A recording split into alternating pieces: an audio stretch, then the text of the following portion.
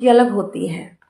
तो इसका मतलब थोड़ी नहीं कि अगर सबकी सोच अलग है तो हम सबको अलग अलग कर दें, उसमें समझौता करना पड़ता है। और रही बात मेरी पत्नी में की इतनी औकात नहीं थी कि जो कि मुझे मजबूर कर दे कि मैं अपनी माँ को वृद्धाश्रम छोड़ दूं। और किसी पत्नी में इतना दम नहीं होता है कि वो बेटे को माँ से अलग कर दे।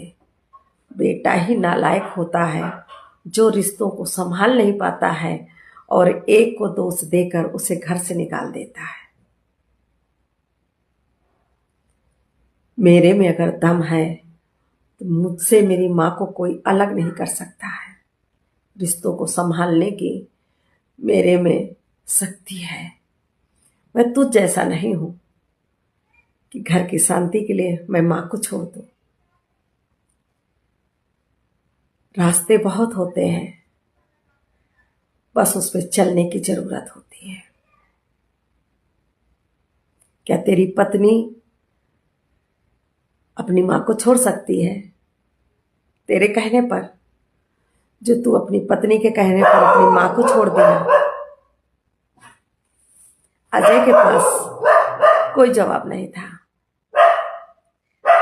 वो बोला, जा रहा हूं, अभी माँ को लेकर आता हूं और घर में मैं रखूंगा, आगे जो होगा मैं संभाल लूंगा, क्योंकि तुमने मेरी आंखें खोल दी है। तो दोस्तों, ये सच है कि माँ बाप को अलग करने में बहुत से ज्यादा बेटा जिम्मेदार होता है, क्योंकि उसे रिश्तों को मैनेज करना नहीं आया। किसी भी स्त्री में इतनी ताकत नहीं होती है कि वो आपको आपके माँ बाप से अलग कर दे। आपकी कमजोरी आपको आपके माँ बाप से अलग करती है। आप अपने बच्चे को रख कर देख लीजिए। जो आपका बेटा है, जिसको आप पाल पोस रहे हो, उसको एक दिन के लिए आप अपने से अलग करके देखिएगा, आपको कितना कष्ट होगा।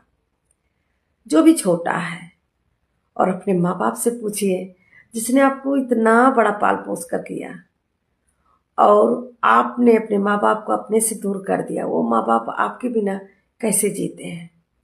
और मैं उन स्त्रियों को ये कहना चाहती हूँ कि आप अपने सास ससुर को अपने घर से अलग करके आप तो खुश हैं, लेकिन कभी आपने अपने पति के भी दिल में झांक कर देखा है कि वो अपने माँ बाप के बिना कितना दुखी है। जैसे आप अपने माँ बाप के लिए दुखी होते हो, वैसे आपके पति भी अपने माँ बाप के बिना दुखी